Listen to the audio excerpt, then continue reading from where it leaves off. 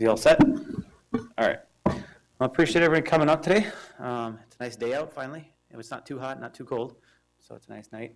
Today I'm just going to be talking about, it's going to be kind of a lengthy PowerPoint slide with a lot of data, but what it is, it's kind of the culmination of the research that we had put forth for the housing study and needs analysis.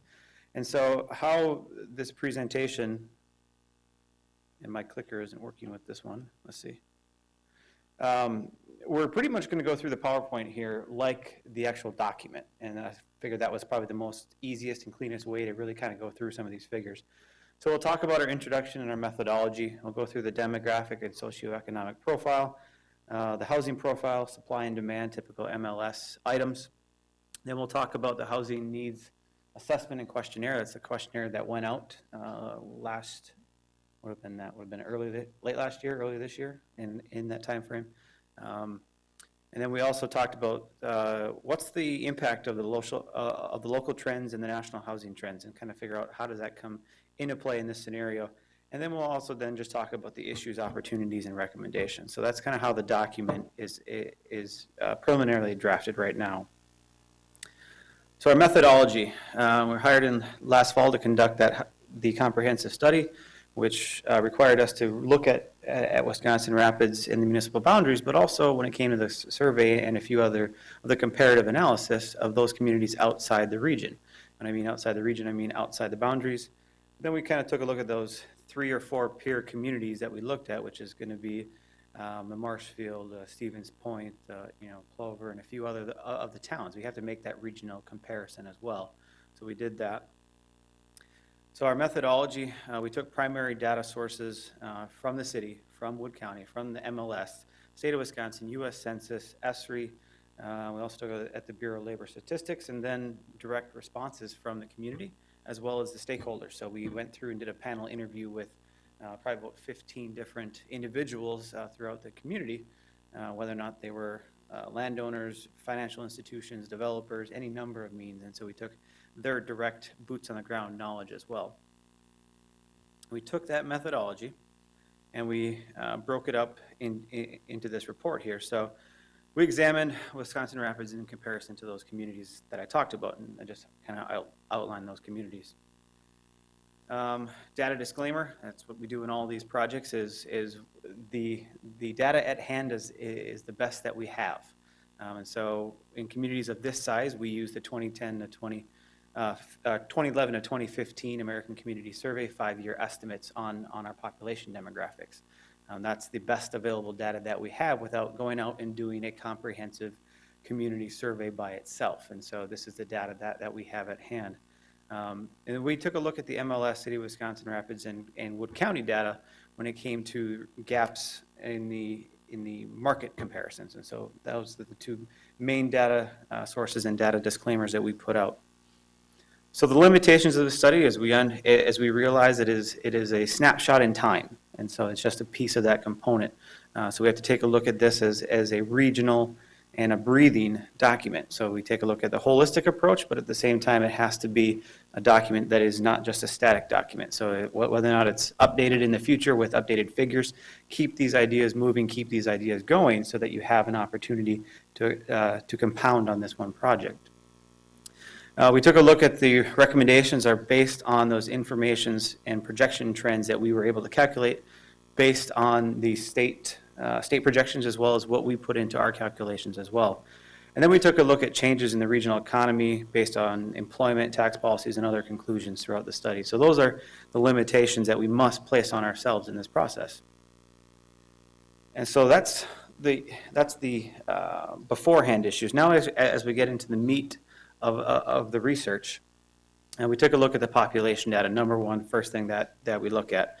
And for a community of this size to be as stable as it has been over the past 4 decades is pretty surprising. It's gone up and down, but if you take a look at the overall trend, we've been staying within that 1,000 people for the past 4 decades or so. As it's gone up, it's gone down, now it's on its way back up again. We do see those employment numbers starting to jump. Population change here, I just talked about it. We've had a 1.1% change since the 2010 census. So again, we're in that ballpark range. However, the Department of Administration in their analysis is showing that there was projected to be a 4 to 5% decrease in population from 2010 to 2040. So we took a look at their methodology to figure out how they had come up with those numbers, and we took that methodology and took it a step further. And so in our analysis, we had to use this as our base jumping off point, their methodology, and then we extrapolated out with some additional figures, and I'll get to those as we go through this document.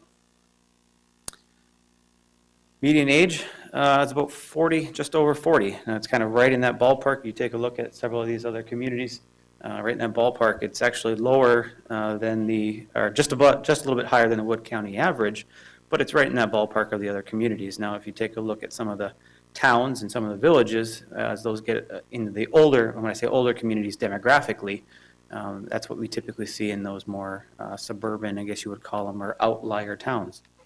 So we're right in that middle range of the peer communities. Large cohort of baby boomers moving throughout this aging cycle, and I'll get to that here in a second. And the boomers, according to the American Community Survey, accounted for 54% of all household wealth in the community. So that's a very, very important point to note at that price point. Household size. Part of household size, we also take a look at the total population changes in demographics as well.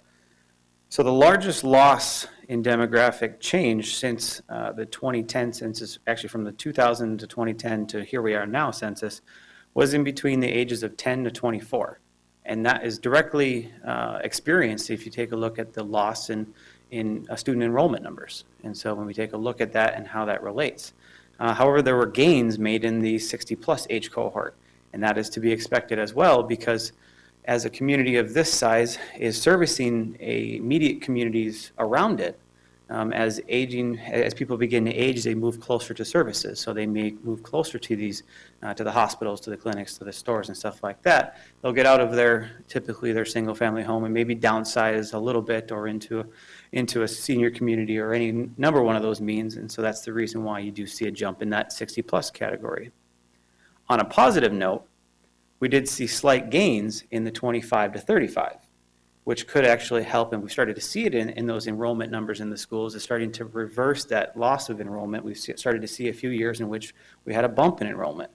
And that's because this 25 to 35, the young professionals, those that are in the working world, and that's the prime child-bearing years for some of these families to really start putting people into the community. And so we are seeing that change. And so we did reflect some possible changes in the population as a result of this demographic. I know that chart's a little small to see, sorry about that. So once we get past the demographics, we then took a look at income and employment. This one was a little bit different from what we had experienced, from what we had expected. So the estimated median household income, according to the American Community Survey, was about $36,000. Now, this to me could allow and could give us fuel for the fire to go out and actually do a comprehensive LMI survey, because what that can offer you is an opportunity to engage additional grant funding and additional resources to your advantage that other communities may not have. This is about nearly $12,000 less median household income than the Wood County average. And so there's a significant drop there, but it does offer you the opportunity to actually get additional resources and help through some of these projects. We also took a look at, according, again, to the American Community Survey, 13 to 19% of the residents fall below that federal poverty level. We have to be careful on these because, again, these are the best estimates that we have. When we get to these numbers, it is recommended that you actually do a comprehensive LMI survey because of the implications this may have on your community. And then we took a look at the employment. Now this one, you'll see that there's a bunch of stars and asterisks behind them, and that's because when we take a look at the American Community Survey, we look at the margins of error as well. And a lot of these fell outside the margins of error. So this one, we took a look at a little bit broader brush approach. We didn't want to focus so much on this because of the margin of error.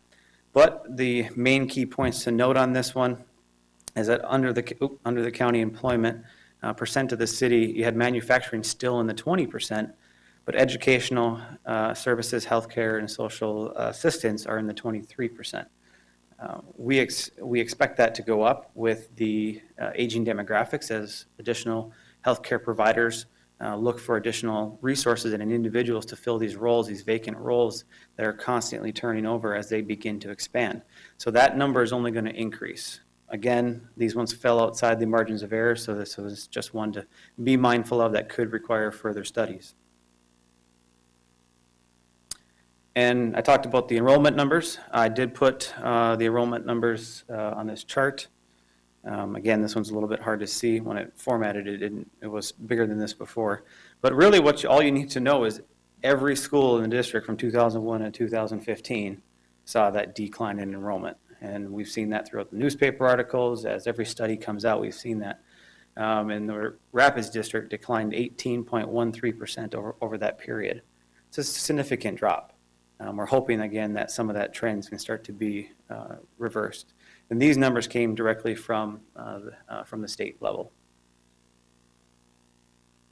Regional tax comparison. First thing everyone always asks about, what's your tax rate? What are my taxes whenever they move into a region? The tax rate for the community is slightly higher than the surrounding communities. However, keep in mind that I'll get to this in a second, the assessed values for some of these properties are much less as well. So you start to see some balance.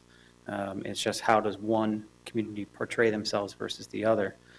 So I do have the breakdown of each one of the communities in there as well. That's right, it's a screen, I can't point to it.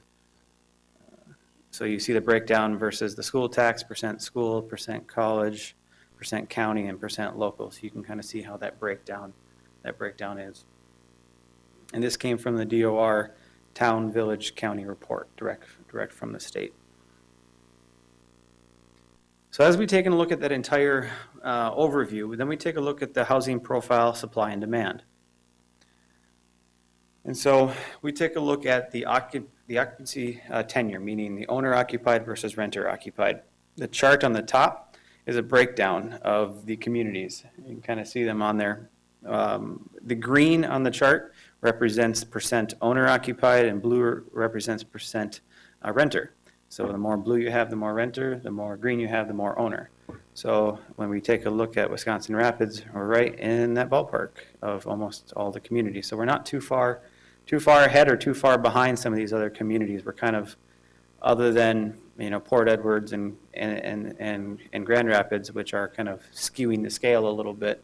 When you look at the other peer communities, you're right in that same ballpark, and actually you're less than the Wood County, Portage County, and even Marathon County averages as well. So you have a higher percent of owner occupancy, 59%, 59.7%. We also take a look at the breakdown of those rental populations. We wanted to actually take a look at that piece by itself. And of the rental population, 42% of them are actually renting single-family homes as well. So you're not typically seeing the large rental buildings that you typically would imagine. We also saw that 20.8 reside in a 2 to 4 unit building, and really only about a third of it was in a 5 unit or more building. So we actually saw very micro level multifamily. You didn't see some of those bigger complexes that you typically associate with multifamily or renters. So unit age. I do have new maps for this one that are blown up, so this map may be a little bit difficult to read on here. But when we take a look at the unit age, it really directly relates to the assessed value of a property. Not only the assessed value, but also the size of a property. As history has gone through, homes have gotten bigger, and gotten bigger, and gotten bigger. And when we hit the recession period, we actually took a dip in home size.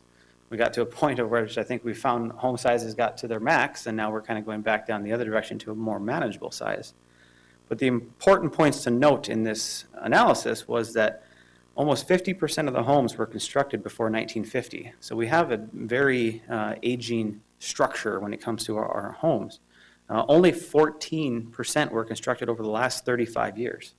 So that gets to a lot of rehab potential issues and potential opportunities when we take a look at that. And we would classify almost 20% were kind of constructed in that post-World War II housing boom, GI Bill, stuff like that. So we had a significant amount in that time frame where homes were popping up all over the place. So unit value, I just talked to that one a little bit, that as we get through through those years, we understand that there is a change in assessed value as we go through. And we did see that this one is the second lowest owner-occupied median value in the surrounding communities. The Wood County average had about a $120,000 per unit assessed value. We're at the 85, and so that's one thing that we've talked about in our process here, is trying to figure out how can we understand where this position is versus the regional average. But the graph on the right breaks down per decade the assessed values, and so median value for something before 1990 is now about $50,000, and as we work our way up through the years, you see that it starts to go up. Where we hit a peak in 2000, from 2000 to 2009, the bigger homes. But since we've seen the post-recession 2010, we've actually seen that number go down. That's because we're seeing a little bit more of the triplexes that may be owner-occupied, or some smaller homes that may be owner-occupied as well. So we are seeing that. Again, we're seeing that slight dip since the recession. And then we took a look at home ownership costs, and we took a look at this one two prongs, and I'll get to the second prong in a second. According to the American Community Survey, 75% of the owner-occupied units still have a mortgage on them. So we do have 25% of what I classify those legacy owners that have paid off those mortgages, and they're still in their homes, and they're moving through that. However, the median cost for a homeowner with a mortgage is still about $960 a month. So that's a significant amount for an assessed value that is pretty low, which means we have newer home buyers currently in the market. I don't know if I want to. This chart down here, the blue represents median value or median housing costs for owner occupied with a mortgage, and the green represents owner occupied without a mortgage. And so Wisconsin Rapids is in this bar right here. Again, we're the lowest for the median monthly income with a mortgage, and we're right in the same ballpark with everybody else for without a mortgage. And so we're kind of in that same ballpark. So once the mortgage is paid off, we're very comparable to all the other communities as well. Affordability. Affordability, as defined as the percent of the population spending 30% or more of their income on housing. The reason why we use that 30% is to kind of become that industry standard of what is affordable. You shouldn't be spending more than 30% of your gross household income, not net, gross household income on housing expenses. And we actually had 31% of the community spending more than 30% of their income on housing expenses, which is a bit high. But if you look in the entire region, it's actually comparable with the peer communities. It is lower, or it is higher than the Port Edwards and the Grand Rapids and a few of those other in the immediate surrounding area. But we're actually, when you take a look at peer communities, you're actually slightly less.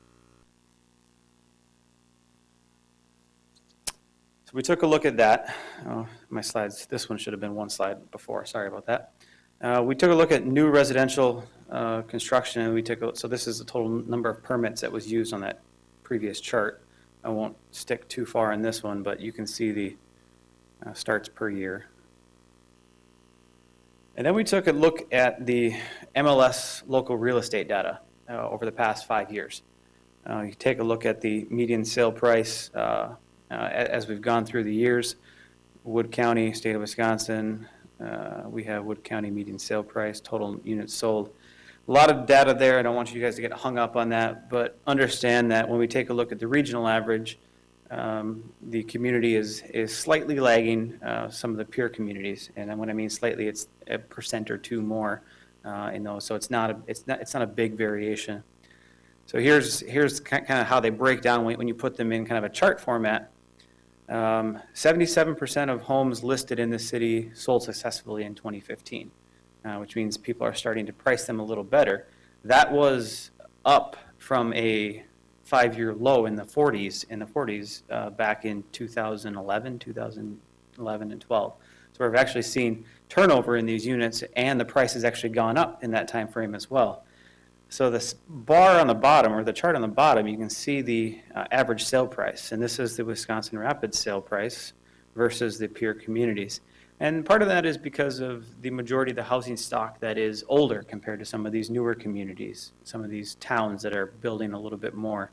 So you do see that that average single-family price is going to be lower than the region. But it actually is, it has rebounded from its 5-year low back in, again, 2011 as well. Regional sale price to list price ratio. And this is a tool that we use to understand how a community is doing when it comes to a list price, again, versus a sale price. We are a bit lower when we talk percentages, but when we talk about a 94% to a 96%, it's not that big of a difference. It does equate to a couple $1,000s for people, but we're at about a 94.3% sale price to list price. And again, nationwide, statewide, region-wide, that trend is increasing with the housing market. So we anticipate that number to go up again, hopefully the next year. Days on average prior to market sale. Grand Rapids is actually pretty surprising. They have the longest time on market. So again, you do have a higher price point, but it actually stays on the market longer. Wisconsin Rapids is a little bit less. On average, you saw 126 days approximately. Plover being the number one that's kind of moving homes as its immediate highway access, and that's to be expected there. So downtown housing profile. Part of our study not only looked at the community as a whole, but we also looked at the downtown. We found that there was about 171 residential units located in the downtown. It's a combination of assessment data as well as some observational units as well. So we tried to get the best available data. When I talk about the downtown, I actually use the same boundary that was done in the 2009, was it? 2009 riverfront study as well. So we wanted to make sure that we use the same boundary, same data, so we actually had some consistencies. So there are single-family units that are included in that. There's a significant amount of multifamily units when you talk about a 4-unit building, an 8-unit building. Most of those are going to be on the west side versus the single-family primarily going to be on the east side. Well, you do see mixed-use units when we talk about residential above commercial, and we also do see duplex units in that number as well. So that's the assessment of the data at hand. Then we went out, actually, the reason why we structured it this way so we can do the comparison, but concurrently in that process, we went out and took a look at the community and asked them to respond to their comments and directly to their situation. Now we had almost 700 completed surveys. We had almost 900 people start them. It did take about on average 11 minutes to complete. That's a long time to have people participate in a survey. We understand that. So we did have a dropout rate, but we did get quality data as a result. Almost half the participants were actually from Wisconsin Rapids. You can kind of see the big bar. The second most came from Grand Rapids. Then there was a slew of others that participated in the survey as well. Majority that responded were single family owners, but also 2- and 4-family households reigned supreme, I guess you would say, in that number, which was a little surprising. I expected the 3-family households to be in that range as well, but 2 and 4 definitely hit that mark. Over 60%, almost 2/3, had at least somebody working full-time. And we saw the percentage of household members by age, the largest percentage was going to be under that 45 or in between that 45 to 65. This one's a little bit difficult to get at because if a husband and a wife answer the survey together, we've double counted the data, so we had to make sure we had to be mindful of that one. So that, again, this one has a data disclaimer on it as well. So income, almost 25% stated that their annual household income was between $50,000 and $75,000. And again, that's partially because you had other respondents from outside the community with some of those higher values. 20% were between $25,000 and $50,000. So again, that's getting us closer to that median household income. These results were higher than what we've seen in the actual population. So again, it was a lot of people responding from outside of the city that kind of skewed some of that data, and that was to be expected. Employment, the highest number, or the number one factor, we gave people an opportunity to select about 12 to 15 different employment categories. The number one response was other. So again, you try to give people an opportunity to respond, but not everybody can fit inside one of those categories. The interesting point of note is we do have a lot of people who are employed at their same employer that they've been with for a while. Over 40% have been with their same employer for over 10 years. So it's quality people.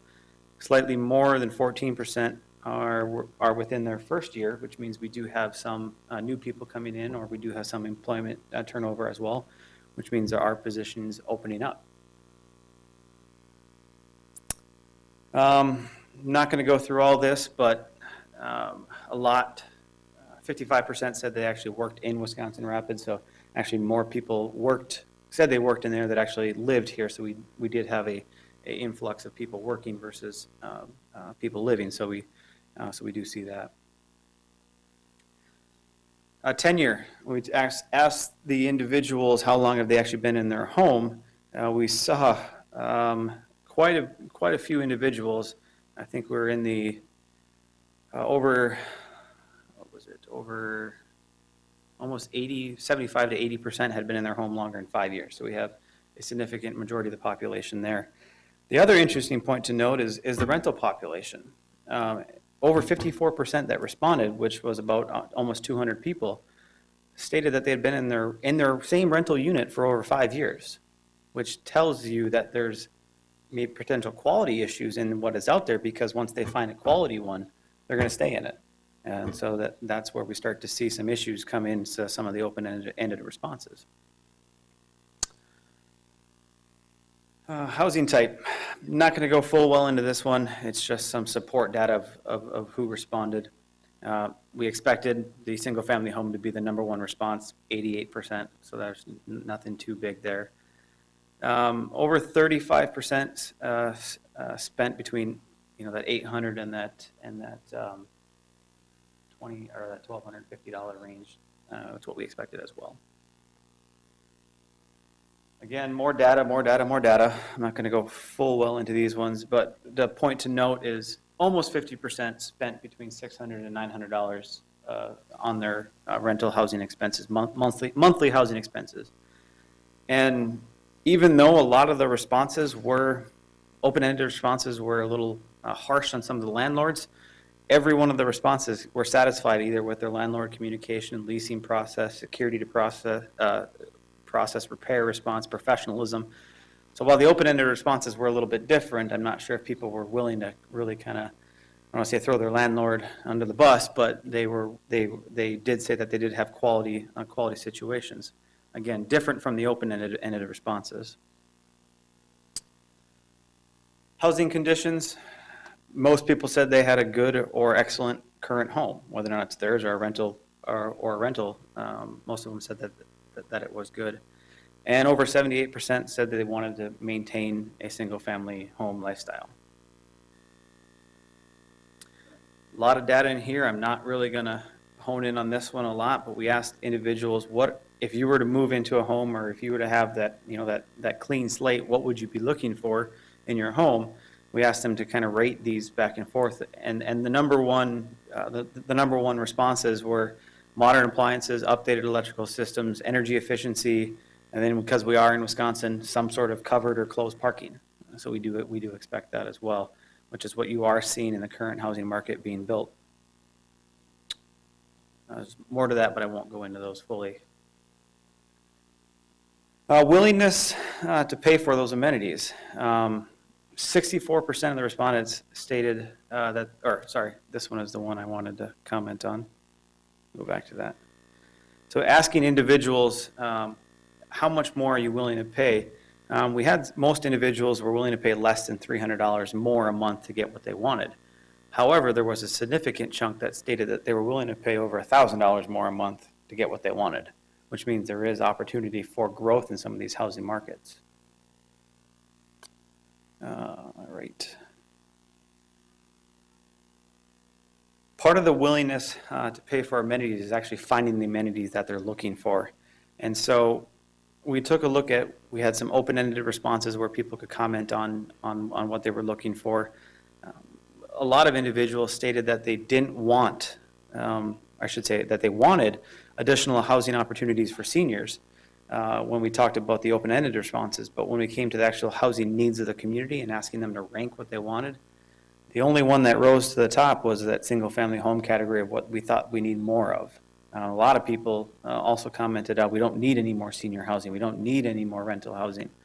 It's a little bit counter to what some of those open-ended responses are, so it's something to dig into a little bit more into the future because we are in a situation where we have a significant percent of the population that is aging.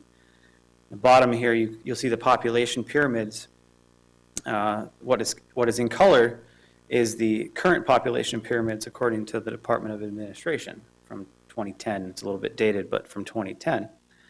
And the ones that are in the checkered boxes, so you kind of see the black one here and the white one here, those are the projected in 2040. So you can kind of see these are broken down by 5 to 10 year aging increments as they go up. And you can kind of see the bulge is starting to move forward, moving up the ladder as we call it. As a result, we are seeing a change in demographics and seeing a higher percent of the population on that top rung of that ladder, the aging community. So we do see that there's going to be the needs for those services. There's the willingness to pay. Again, there's what I talked about.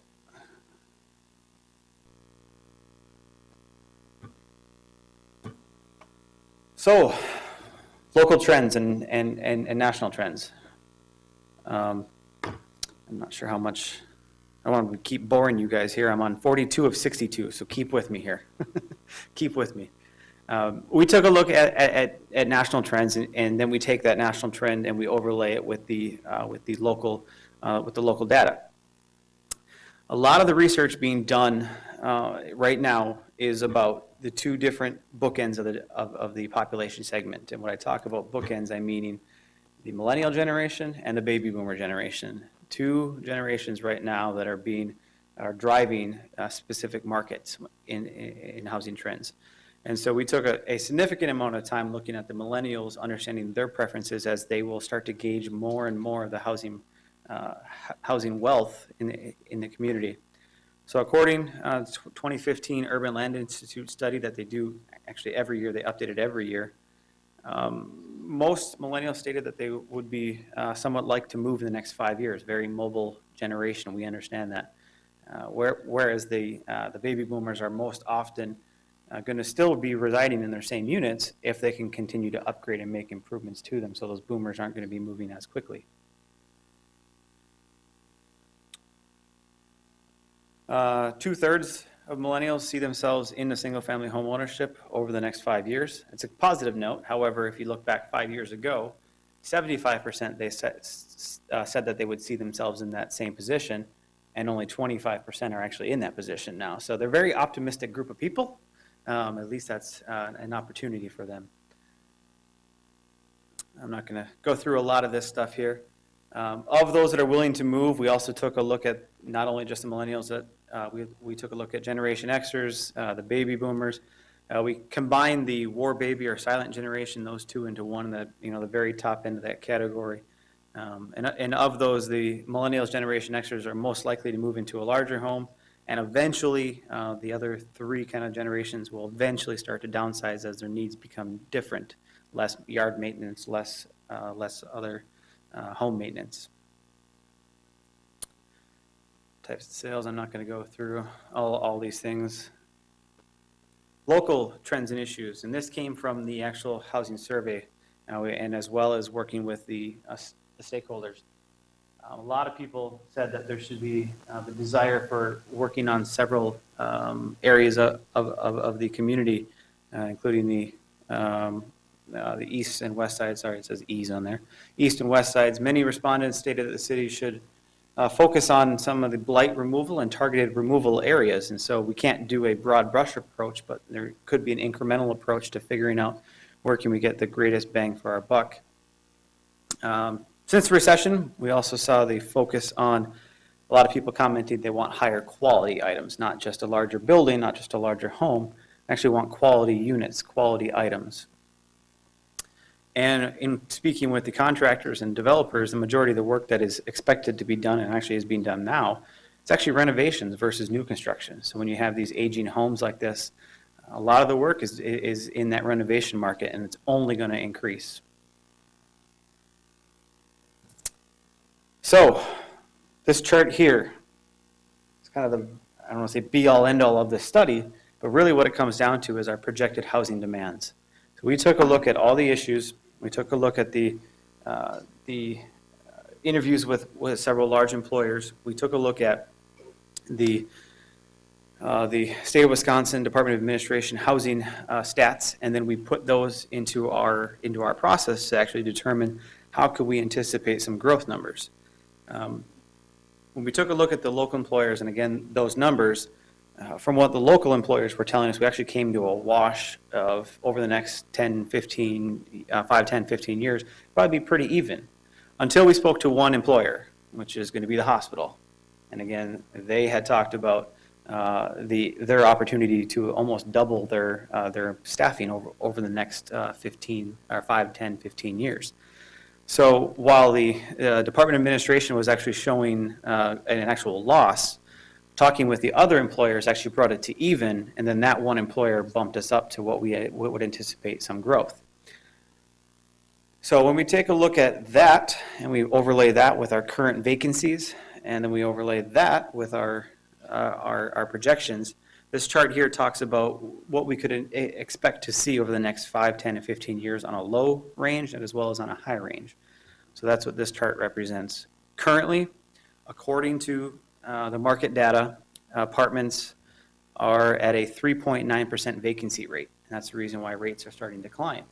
A healthy target market for a vacancy rate is about 5%. So when you take a look at getting up 1% to an actual 5% vacancy rate, means that there's about a 21 unit shortage right now in the community for multifamily. Townhomes and duplexes, condos, again, that 5% healthy target market, they're at 3.5. When you put that back into the equation, we're about 14 units short right now for those townhomes, duplexes, condos, from what's actually out there. Single family is a 2 to 3% vacancy rate, turnover rate, and we're at a 3.1 right now according to the market data, so we're actually meeting the current market demand. So that's the reason why you're seeing those turnovers. So when we take a look at this now, this chart on the right talks about the growth, and I'm going to talk about some of these numbers here in a second. What these numbers represent are housing preference choices as well. So there's much more data behind this chart because each individual segment of the population has a preference to certain types of homes. And so this is how we've equated some of these numbers. So what that comes down to are issues and recommendations. So I've gone over some of the issues, but recommendations, we have probably about 20 different recommendations. I'm not going to go through each one of them here tonight, but if you wish, I can speak with you afterwards. We take a look at over the next 5 years, you could potentially see the opportunity with the growth in the hospital on a low end, potentially another 100 units of single family throughout the next 5 years. Now again, that also includes any unmet gaps when I talk about the other ones, but we don't see that one here. On the high end, if the hospital grows as fast as they wish, you may see that up to 152. When we take a look at over the next 10 years cumulatively, it slows down a bit because, again, the hospital's preference is to get more in there now. So when we take a look at potentially of a 150 to almost a 230, and then over the 15 years, you may be in the 170 to kind of that 260 range. So that's kind of our single family growth projections.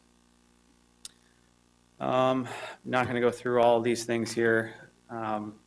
These are also some recommendations to help turn over some single-family homes, create opportunities for individuals to rehab their homes, various different programs. I'm not going to go through each one of those as well. Again, additional ones, recommendations, annual update materials, and just providing opportunities for residents to invest in their homes as well as potentially turn over homes and build new. Moving on to the multifamily. This one does include the unmet demand initially, and so we could see over the next 5 years a 62 to 82% increase in multifamily units. This does not include potential for senior family housing. It's a very interesting niche that requires a lot more in-depth study because of the individuals that are living in those units as well. So that's the reason why these nursing homes and continuum care facilities spend thousands and thousands of dollars on their market studies, because it's a very niche group to understand. Over the next 10 years cumulatively, you could see anywhere between the 105 to that almost that 140, and over the next 15 years cumulatively, that 132 to 170. Where there's growth opportunities is capturing that millennial generation population that the hospital is going to be employing in their young professionals in those low entry roles, getting those people to stay in the community. So if you can provide them with an opportunity and a home to stay in that they're willing to be, and again, getting to what that generation is looking for, a little bit more dense, walkable communities, if you can get them to stay either in your downtown or elsewhere, you can get them to stay in your community for the long term. I think the industry average is, if you can get somebody to stay in your community for 3 years, you build that community pride, that community character, and as long as they're there, you have a tendency to retain them there longer, and they won't move out to a neighboring town. Again, here's some more recommendations for various programs that offer opportunities for that. Now, we also did take a look at townhomes, and so again, this one gets to that opportunity for row homes, townhomes, condos, duplexes, about 30 to 40 of them over the next 40 years, which is a large amount, but there is opportunities, and even your downtown plan calls for that. So again, addressing those issues. Again, that also includes the unmet demand that is currently out there right now. Over the next 10 years, we should see that number bump up to that 55-ish to that almost 70. And then beyond that 15-year cumulative year again, we're looking at that 72 to 80, almost 90 range. So those are the numbers that we're looking at for growth patterns. Again, this doesn't include the senior housing market, because that is such a very niche market to understand. In addition to understanding the housing market, there was a lot of negative responses when it comes to the overall perception of rental units in the community in those open-ended questions. And so some of it may be justified, some of it may be a little unwarranted, and it's just negative perceptions of rental properties. And so some of our recommendations do include opportunities for educational materials. I think the number one thing that we heard was we have people moving in from Milwaukee and Chicago. However, when we take a look at the actual, this is again the data we have, Section 8 housing members, we just took a look at their zip codes, where they came from, and a few others. We didn't look at any personal information, but just that simple amount. Not a single one came from the Milwaukee, not a single one came from the Chicago market in the Section 8 program, and only one came from the Milwaukee market. So when you take a look at it, the majority of it came from right here in the community, just outside, and it's typically those that are in the fixed income situations. All right. So that's the senior housing, talking about keeping just a mindful eye on that on the available inventory, working with senior housing developers. And then outside of those projections, we also took a look at neighborhood and housing rehab programs, opportunities, recommendations. We have a whole slew of recommendations that are included in here. And then we have other housing initiatives and property-related initiatives, which include biannual surveys or annual surveys to keep this process going. Understand where you are. You have a jumping off point. Let's continue to move forward with this data. Work through and work with employment agencies and existing businesses to make sure that they have their needs and they can get their employees to be here. Encourage the employers to be involved in the Wisconsin Rapids housing process. When we talk about employers, a lot of employers aren't willing to provide down payment assistance like they used to 15, 20 years ago. However, there are a lot of communities that are willing to put forth and businesses willing to put forth money into a revolving loan fund or seed fund to help some of these people turn over some of these homes. We want to make sure that we have that opportunity for people and really kind of hit those low-hanging fruit items so that we can get some of the existing properties kind of rehabilitated and returned over in those neighborhoods and revitalize those neighborhoods as well. Now, it's a lot. I know I had a very short time frame. It was a very data-intense process. I can dive into anything else if there's any specific questions. I won't go into all, like I said, I won't go into all those recommendations right now, but I can if anybody has specific questions. It will be, yes. Yep.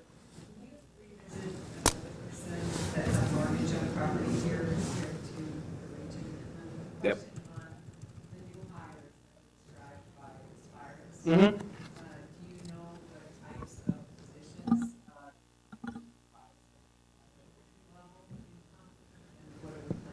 Yeah, the majority of, I'll get into that one here because I don't have any data on that one. So while I'm going to that slide, the majority, and this came from the new administration there, the majority of it is going to be in that entry-level position, those 1 to 3 years, and that's what you're going to find in almost any healthcare industry that is expanding. You're going to see the majority of it be in those entry level. You will see some of those top-end positions open up as well, but those are very difficult to actively recruit in smaller communities. And when I mean smaller, I'm talking not those large metro regions. And so the majority of it will be those young professionals moving in, which can help reverse some of those declining enrollment numbers if we can get people to stay. And we took a look at their total growth. We took a look at where their current employees are right now, and we extrapolated that out. So we didn't assume that all their employees are going to be in Wisconsin Rapids. We understood that they're going to be elsewhere as well, but we did want to make sure that we had to understand which percent are actually going to be here as well. And so your second question is looking at mortgage.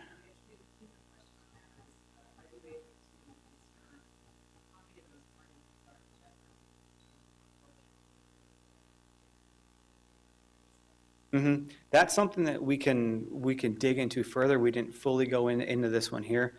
Right here, let's see. Are you looking for a specific percent for the community right now? So we are at, let's see, occupancy mortgage status for Wisconsin Rapids. 74% have mortgages right now. 25% do not. So when we did ask the community as well, we asked what percent of individuals are struggling with housing costs, and there was a significant portion that are struggling with housing costs at this point, whether or not it's their current mortgage or their rental housing expenses. Any other questions? I know we're running really close on time.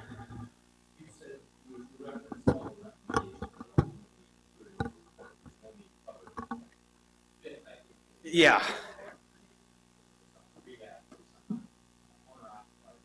Mm-hmm. Yep.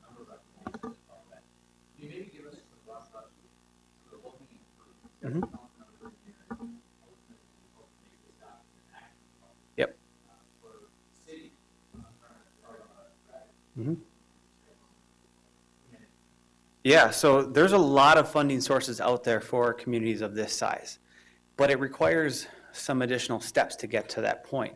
There's a lot of historic homes here, or which could be historic homes, and so low-hanging fruit may not be as low as you'd like, but there's opportunities for historic districts or historic properties to allow people to engage in funding resources to help rehab programs. There's neighborhood revitalization efforts on the state level, CDBG funds that are on that state level that can be dispersed if you apply for those programs. We've outlined a lot of those programs that would be in some of those recommendations. But even there's a lot that comes down to forming, I don't want to say volunteer, but forming neighborhood identity items and neighborhood groups. And there's many communities throughout this region, throughout the state, which really focus in on neighborhood groups, which then lead the charge to revitalization, whether or not it's block cleanups, whether or not it's captains to this. And it's giving that neighborhood that identity, so it's not just what can the community do for me, it's what can I do for my neighborhood, and what can my neighborhood do for the majority of the community. And so there's opportunities out there, and there's pilot programs that kind of show you how to get to that grassroots level while coming in from a, I don't want to say top down, but from a dollar and cents level, maybe at a state or local or federal level as well. So there's a whole slew of programs, when you talked about it, renovation, but also new construction. There's opportunities for neighborhood revitalization. There's opportunities to understand future employment growth. So there's various different pieces that are all part of the general housing dichotomy, more or less. Do the rooftops come first, or do the buildings, or do the employment come first? Do the retail stores come first, or commercial come first, or do the rooftops come first? It's all that, that interactive and that interacting that it creates that picture.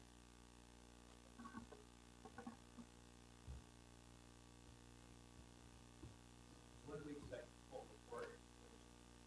It'll be in the next few weeks, as I'm going to sit here and take in any additional information that you may want me to include into it. And then I will come back with the revised maps. The full action implementation strategy will have not just the strategies, it has the actionable parties, potential funding sources, as well as the community priority. And when I say community priority, what did we hear most of in that survey? What did we see as those number one items? So we'll say, something may have a high cost, but it may also have a high priority, or maybe there's something with a high priority but a low opportunity cost. So we will have that action strategy that will be included as part of that. And that's the last two pieces. A lot of data, a lot of data. For coming, and obviously we have the draft report which has all the graphs and all the data that is available now. Mhm. We are working on getting that on the website. So the executive summary is here in hard copy. We'll have that on the website as well. And as we get more information, we'll just get that as well. And PowerPoint, we'll get that on Yep. the website. Thank you for asking. Comments or questions related to the graphs? Mm-hmm.